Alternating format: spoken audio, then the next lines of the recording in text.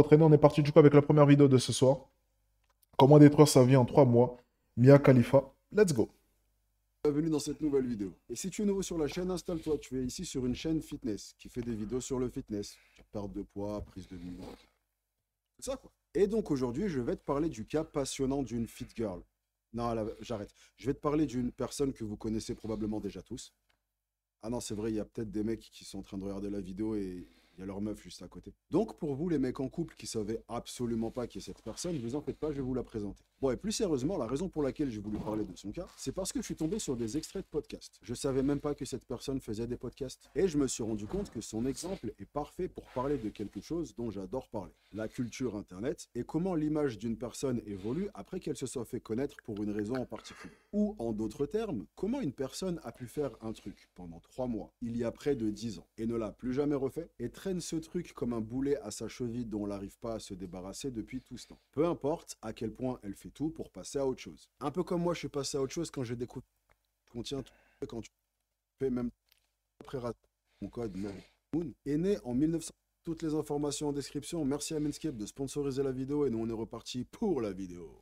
Mia Khalifa, ou plutôt de son vrai nom Sarah Jo Chamoun, est née en 1993 à Beyrouth, au Liban. Elle vient d'une famille super catholique. Son père était même un soutien Et ben dis donc. du parti catholique libanais appelé les Forces libanaises. Mia a d'ailleurs un tatouage de la croix des Forces libanaises sur le poignet. Et quand elle était âgée de 10 ans, sa famille a quitté le Liban pour aller dans l'état du Maryland, aux États-Unis. Sauf que le timing aurait pas pu être plus mauvais, puisque quelques mois plus tôt, il y avait eu les attentats du 11 septembre à New York. T'avais donc un climat super électrique aux États-Unis avec n'importe quelle personne qui venait d'un pays arabe. Donc naturellement, elle qui venait du Liban, ça faisait tâche. À ça, tu rajoutes qu'elle parlait pas extrêmement bien l'anglais. À ça, tu rajoutes qu'elle était assez enveloppée. Et tu mélanges tous ces facteurs et t'obtiens une scolarité où elle était rejetée et limite vue comme une geek. Toujours est-il qu'elle a survécu à sa scolarité et à l'âge de 16 ans, elle a été envoyée dans une école militaire. Et c'est là-bas qu'elle a rencontré un mec qui s'appelle Wyatt O'Brien et qui est devenu son petit ami. Elle avait 16 ans et il en avait 23. Quoi qu'il en soit, ils ont entretenu une relation et ils se sont mariés dès qu'elle a eu 18 ans. Mais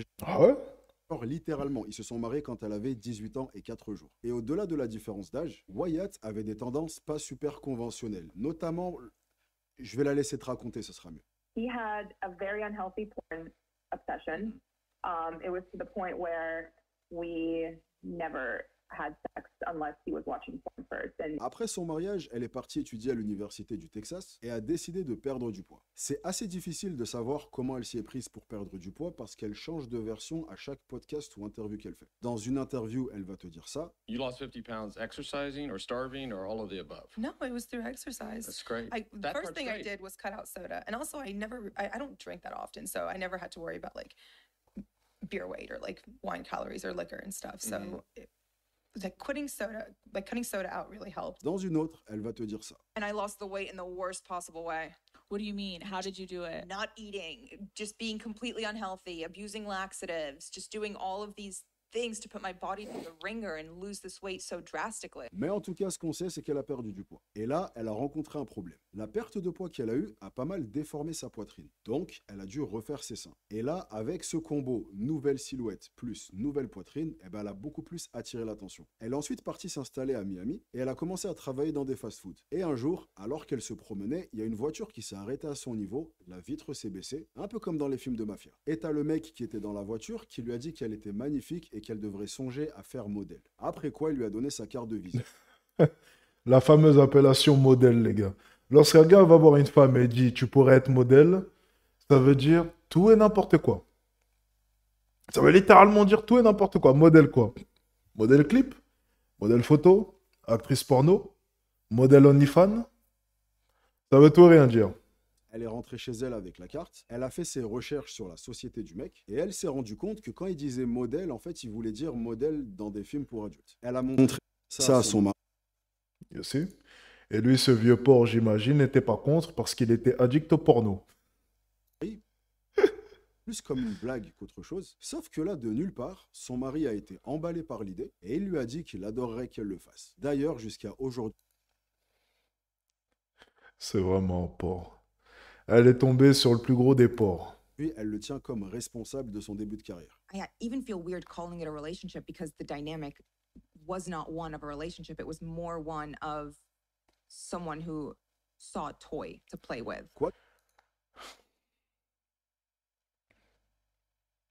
Oui, forcément, oui.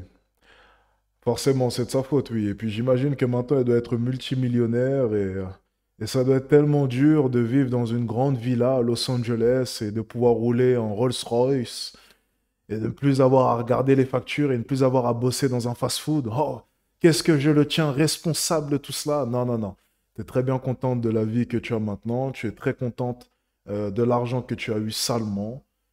Et ne viens pas nous dire là maintenant que c'est totalement la faute, encore une fois, d'un homme si tu t'es retrouvé à te faire sauter devant une caméra. C'est parce que tu en avais marre de ton job de fast-food. Tu es venu lui montrer la proposition avec une idée derrière la tête. Et étant donné que c'était un vieux vicelard qui était addict au porno, tu savais très bien quelle allait être sa réponse. C'est tout. Ça s'arrête là. Qu'il en soit, elle finit par passer un coup de fil au numéro qui est sur la carte, et en un instant, elle était prête à faire sa première vidéo. Il a fallu qu'elle choisisse un nom de scène, et ça... Les gars, juste, ceux qui me disent Alex, ça bug. Alors qu'il y a littéralement écrit le live bug, ça ne sert à rien.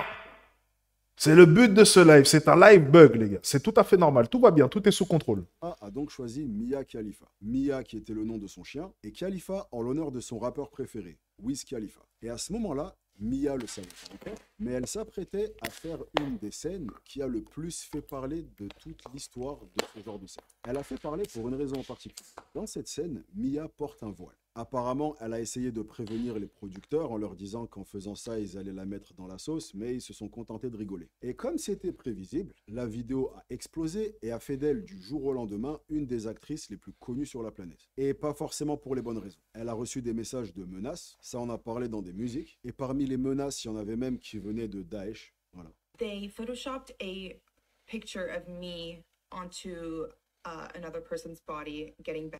Son pays d'origine, le Liban, l'a banni. Ses parents, qui à la base étaient même pas au courant de ce qu'elle faisait, ont été contactés par le journal d'information CNN pour une interview. C'est comme ça qu'ils ont découvert. Et ils l'ont déshéritée dans la foulée. Bref, elle qui voulait que les vidéos soient son petit secret, là c'était raté. Et là où la plupart des gens auraient fait une vidéo d'excuses pour calmer le jeu, elle a décidé d'encore plus alimenter la provoque. Par exemple, quand on lui disait « tu vas brûler en enfer », elle répondait simplement « ça tombe bien, je voulais bronzer ». Donc l'histoire a pris encore plus d'ampleur. Les gens disaient qu'elle était folle, qu'il risquait vraiment de lui arriver des trucs de malade. Et toutes ces choses-là ont contribué à faire d'elle l'actrice la plus recherchée au monde. Au-delà même de simplement son milieu, c'était devenu une star même au sein de la pop culture. T'as par exemple même un étudiant qui avait fait le buzz parce qu'il avait fait sa thèse de fin d'études sur elle.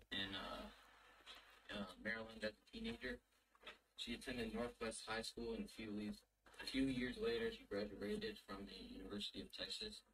C'est à ce moment-là que le site qui avait produit la vidéo de base lui fait signer un contrat. Contrat qu'elle a plus tard affirmé avoir signé sous une forme de contrainte sans vraiment savoir dans quoi s'engager. When you sign your contracts, you have, the president and the CEO of the company sitting in the room with you, waiting for you to read it. And when you're reading it, you're not comprehending anything that's written because you're so nervous because people are staring at you. Elle a enchaîné les films en faisant plus d'une vingtaine en 3 mois. Puis, au bout de 3 mois, elle s'est ravisée et elle a décidé que l'attention qu'elle recevait était pas bonne. À ce moment-là, on est en 2015. Et grâce à sa courte carrière, elle a plusieurs millions d'abonnés sur les réseaux. C'est une star, au sens propre du terme. Donc, elle se dit qu'elle peut facilement se rediriger vers autre chose et mettre son passé derrière elle. Elle se met donc à faire des interviews, mais malheureusement pour elle, à chaque fois, il n'y a qu'un seul sujet qui revient sur la table. Et donc, à chaque fois que ça arrive, soit elle s'énerve et elle quitte l'interview. First of all, I was in the adult industry for 3 months, so you need to fact check before you ask me to call into your radio station. Goodbye.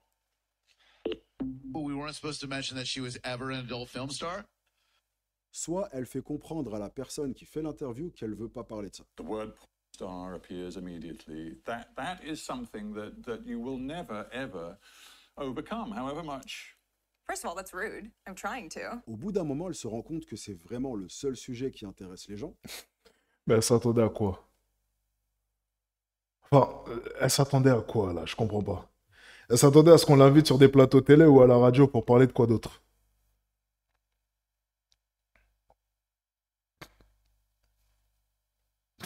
Je comprends pas. Donc elle décide de changer son fusil d'épaule. Et elle part dans une espèce de croisade pour dénoncer l'industrie des films pour adultes. Et à quel point cette industrie a détruit sa vie. Et à quel point également elle influence des jeunes filles manipulables comme elle. Elle raconte qu'elle s'est faite complètement entubée dans son contrat et qu'elle a gagné à peine $12 000 dans toute sa carrière. And I read you only made $12,000 from it? Before taxes. Before taxes? Yeah. Oh my gosh, she did what, like 12 videos? Yes. Bref, c'est parti complètement en guerre entre elle et son ancienne industrie. Sauf que l'industrie a décidé de ne pas se laisser faire. Et ils ont tellement pris le démon qu'ils ont carrément créé un site pour pouvoir la contredire. Donc elle s'est dit qu'elle allait laisser tout ça derrière elle et qu'elle allait retourner dans la vie normale. Elle a donc cherché des tafs classiques. Mais malheureusement, dans la plupart des entretiens, on la reconnaissait. Ce qui lui fermait toutes les portes. Elle a finalement réussi à trouver un taf comme paralégal qui a duré très peu de temps, toujours pour les mêmes raisons. Et elle a même brièvement été comptable pour une entreprise du BTP. Et là, ça a été encore pire. Quand tu taffes dans le bâtiment, tu vas avoir des collègues de taf que tu peux imaginer. Donc ça lui a pris la tête, elle a quitté Miami et elle est retournée au Texas. Une fois là-bas, elle a cherché à se reconvertir dans sa première passion, le sport. Il s'avère que c'est une grande fan de sport, qu'elle suit beaucoup de matchs et que mine de rien, elle maîtrise vraiment bien son sujet. Donc, elle a trouvé un taf comme chroniqueuse dans une émission appelée Out of Bounds. Ah, c'est Gilbert Arenas à gauche là. Elle interviewait des athlètes et pour elle, c'était comme un rêve devenu réalité. Elle bossait dans le milieu qui la passionnait vraiment. Sauf que quasiment systématiquement, dès qu'elle faisait un épisode avec un athlète, le soir même, elle se retrouvait avec un message de l'athlète en question qui essayait de passer la soirée avec elle. Et elle a trouvé la méthode pour ça. À chaque fois qu'elle recevait un message, elle allait l'afficher publiquement sur les réseaux sociaux. Oh.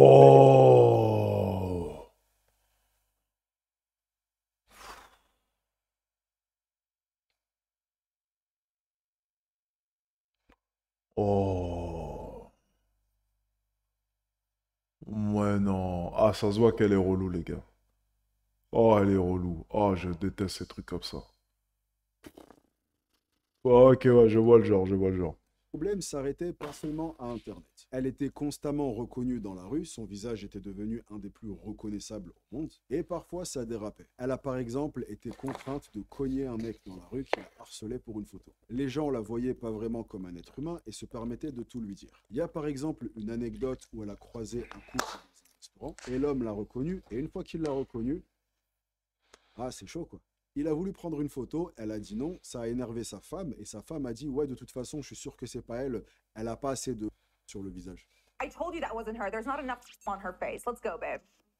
And I went into the bathroom and cried. Mais le pire, c'est que même quand elle demandait rien, t'avais vraiment l'impression que le sort s'acharnait sur elle. Elle trouvait encore et encore et encore le moyen de la refoutre là-dedans. Par exemple, dans le cadre de son travail de chroniqueuse, elle est partie assister à un match de hockey sur glace. Et alors, écoute la dinguerie qui lui est arrivée, parce que quand j'ai entendu l'histoire, j'y croyais pas. Il y a un joueur qui a envoyé... C'est comment on appelle le truc avec lequel il joue au hockey C'est un palais? C'est quoi? Attends, je vais regarder sur Google. Ouais, c'est un palais. Comment je sais ça, moi? Il y a un joueur qui a tiré dans le palais, et le palais est arrivé en plein dans sa poitrine. Ce qui a déformé l'implant qu'elle avait à la poitrine. Et ça a lancé toute une session vanne sur Internet où les gens disaient en gros que ses faux seins lui avaient sauvé la vie. T'as eu des montages, des mèmes qui ont fait cette histoire. Après un temps, Ils sont elle en a eu cons. marre et elle a quitté son taf de chroniqueuse Ils et elle sont s'est cons. lancée sur les réseaux. Principalement TikTok, qui à ce moment-là était en train de commencer à devenir vraiment populaire. Elle a vite développé une audience, mais pareil. Très peu de commentaires parlaient d'autre chose que de Internet, c'est vraiment méchant. Internet, c'est méchant. son ancienne carrière. À ce moment-là, on est au premier mandat de Trump comme président et il y a eu une pétition qui a été faite pour que Mia Khalifa devienne l'ambassadrice de l'Arabie Saoudite au gouvernement américain. C'était bien entendu du troll et ils ont utilisé sa photo avec le voile. Mais voilà, juste pour te dire que même dès qu'elle était dans son coin et qu'elle demandait rien à personne, on venait quand même attraper sa veste. Il y a même un moment où elle a été recrutée par l'université d'Oxford, rien que ça, et ils ont tout fait pour la dissocier de son ancien taf. Même dans le titre de la vidéo, ils la présentent comme influenceuse. Sauf que le jour de la présentation, il y a eu une mini-interview, et même s'ils ont tout fait pour rester professionnels, après ça, il y a eu les questions du public. Et premier degré, il n'y a pas une question qui parlait pas de son ancienne carrière. Et alors, je te parle même pas des commentaires de la vidéo. En 2018, elle a rencontré un chef suédois qui s'appelait Robert Sandberg. Et par miracle, le mec était pas au courant de qui elle était. Peut-être qu'il vivait au fond des océans, on sait pas. Hein. Il vivait à Bikini Bottom. Ils ont commencé à se voir, et ils ont également lancé une chaîne YouTube ensemble, appelée Robert and Mia, où ils postaient des vlogs et des FAQ. Et quand il a découvert son passé, il a eu du mal. Ils ont essayé de faire des thérapies de couple, mais ça a fini par casser et ils se sont séparés. À la suite de ça, elle a lancé sa propre chaîne YouTube où elle a cumulé plus de 900 000 abonnés. Et elle a même essayé de faire des lives où elle faisait la cuisine. Et elle a même essayé brièvement de faire du fitness. Et à chaque fois, inlassablement, sans aucune exception, même problème. Personne n'arrivait à la prendre au sérieux, peu importe ce qu'elle faisait. Ce qui nous ramène à aujourd'hui. Aujourd'hui, Mia Khalifa réunit toutes les conditions pour qu'on puisse la qualifier d'influenceuse. Elle vit de ses réseaux, elle fait des podcasts, elle produit du contenu, elle est même super active. Mais encore une fois, peu importe le type de contenu qu'elle fait ou l'image qu'elle essaye de se racheter, elle est toujours associée à son passé, malgré le fait qu'elle n'ait rien tourné depuis 2014. Elle se fait remettre... Ah, mais ça, après, c'est super intéressant. Et ça, quand vous allez créer du contenu, bon, forcément, après, ça va pas forcément vous atteindre parce qu'elle a vraiment connu un succès planétaire. Donc forcément, c'est quand même drastiquement différent. Dans son cas de figure-là, je pense qu'elle a dû le regretter, elle le regrettera à vie. Tu prends une petite modèle de OF, déjà, ça va la suivre jusqu'à la fin de sa vie. Mais si elle n'était pas si successful que ça, il y a encore des chances pour que les gens oublient. La majorité des modèles OF ou même MIM, les gens oublieront parce qu'elles n'auront pas fait beaucoup d'argent, elles n'auront pas été très très très connues. Donc sans fouiner, sans chercher profondément sur Internet, il est possible qu'on puisse retrouver difficilement quelque chose. Ok. Maintenant, si on parle vraiment des grosses modèles françaises, oui, là, c'est des traces qui sont indélébiles. Mais si on parle de cette jeune fille-là, c'est encore pire. Ça a été un succès planétaire. Effectivement, elle ne pourra jamais se détacher de ça. Donc, lorsque vous prenez des décisions dans vos vies, pensez un peu aux conséquences, tu vois. Lorsque moi, j'ai décidé de prendre le micro et de dire clairement ce que je pense sur Internet, je savais que ça allait me suivre jusqu'à la fin de ma vie. Mais j'en ai assumé les conséquences et je continuerai à les assumer, tu vois. Dans quelques jours, je suis convoqué à l'Assemblée nationale pour parler de TikTok et de l'impact psychologique que ça a sur les jeunes. Ils veulent m'entendre, ils voudront sûrement me confronter, chose qui est possible, hein, bien entendu, et je viendrai en toute honnêteté et je dirai clairement ce que je pense. Et ça, c'est des choses auxquelles est-ce que je me suis préparé lorsque je me suis lancé sur les réseaux sociaux. Je savais que j'allais avoir du succès. Je savais que les médias allaient me contacter, que la télé allait me contacter, que les radios allaient me contacter, parce que ce fut le cas. J'ai été contacté 3 fois pour de la télé, une bonne dizaine de fois pour de la radio, une bonne cinquantaine de fois pour des podcasts. Et là, une convocation en plus de ça du gouvernement. Je sais que la ministre veut faire sauter plusieurs de mes comptes TikTok, ça je suis au courant aussi. C'est des choses auxquelles est-ce que je me suis préparé. Donc, vous devez vraiment vous poser la question, est-ce que c'est fait pour vous? Et il y a différents types de business, il y en a tout un tas à lancer. Et des fois, peut-être que montrer sa tête sur Internet, ce n'est pas forcément le business qu'il te faut, parce que montrer ta tête sur Internet, ça entraîne aussi beaucoup de désavantages. Les gens vont te critiquer, les gens vont te juger, il y aura des haters, et j'en passe. Donc, à toi de voir ce qui te correspond le mieux, mais faire de la création de contenu n'est pas forcément la solution pour tout le monde, parce qu'il faut un mental de faire pour pouvoir le faire. Et tout le monde n'a pas forcément ce mental, ou même tout le monde n'a pas envie de cela. Ok? À vous de voir dans tous les cas. Sa place et qu'elle essaye de donner son avis. Elle a fait une application de sport qui s'appelle YouRef, qui a un petit succès. Alex, j'ai acheté tes formations, elles sont bien. Je ne comprends pas pourquoi les gens ont beaucoup de haine contre toi. Parce que les gens qui ont de la haine contre moi n'ont jamais acheté ne serait-ce qu'une seule formation. Tout simplement. Mais vraiment rien d'extraordinaire. Surtout quand tu sais qu'apparemment l'application est super bien faite. Elle a lancé une marque de bijoux appelée Shaitan, ça veut dire le diable en arabe. Et pareil, un mini succès, mais vraiment pas de quoi en écrire des pages. Bref, Mia Khalifa est sans aucun problème la personne qui a le plus essayé de changer son image et sa perception publique. Elle a essayé des dizaines de trucs, et le plus triste, c'est qu'elle est super talentueuse dans plein de domaines. Mais le problème qu'on observe avec elle, de la même manière qu'on l'observe avec énormément de monde, c'est qu'Internet oublie jamais. Tout est indélébile. Ce que j'entends par là, c'est qu'à n'importe quelle autre époque, tu pouvais beaucoup plus facilement changer de vie, repartir à zéro, être une nouvelle personne. Aujourd'hui, ce qu'on comprend de plus en plus, c'est qu'avec Internet, il n'y a plus vraiment de repartir à zéro. Tu vois des gens se faire rattraper par un post qu'ils ont écrit en 2012, t'as des extraits de vidéos qui sortent par-ci ou par-là, des captures d'écran d'une conversation. Bref, Internet a une mémoire d'éléphant. Et le truc qui devient un problème, c'est que comme on est une génération qui a tellement pris l'habitude d'Internet, certains sont même nés avec Internet, on a du mal à conceptualiser virtualiser ça. T'as donc plein de gens que tu vois se comporter comme si ce qui était sur Internet pouvait être effacé. Que ce soit tenir certains types de propos, avoir certains types de comportements, poster certains types de photos, sans complètement réaliser que toutes ces choses peuvent très facilement s'accrocher à eux pour tout le reste de leur vie. Internet, c'est un peu comme un CV que tu présentes avec toi peu importe où tu vas. Sauf qu'à la différence d'un CV classique, sur celui-là, tu peux pas mentir. Tout ce que tu as pu faire est toujours là quelque part, prêt à te retrouver à tout moment. Donc écoute, si tu veux mon avis, dans le doute, la philosophie, c'est de ne jamais faire apparaître un truc sur Internet si t'es pas prêt à ce qu'on te le ressorte pendant toute ta vie. Et véridique, c'est vraiment l'état d'esprit que j'ai à chaque fois que je vais publier une vidéo, à chaque post, même à chaque story. À chaque fois, je me dis, si on me ressort ça dans 10 ans, est-ce que ça pourrait être un problème? Du coup, dans mon cas, ça va, dans 10 ans, on va me ressortir des vidéos de moi en train de porter une perruque et de dire soyez sexy. Et c'est la fin de la vidéo, j'espère que tu as passé un bon moment en ma compagnie. Merci d'être resté avec moi pendant toute la vidéo. Si tu es encore là, comme... C'était une bonne vidéo. C'était une bonne vidéo dans tous les cas. Ok, pas mal.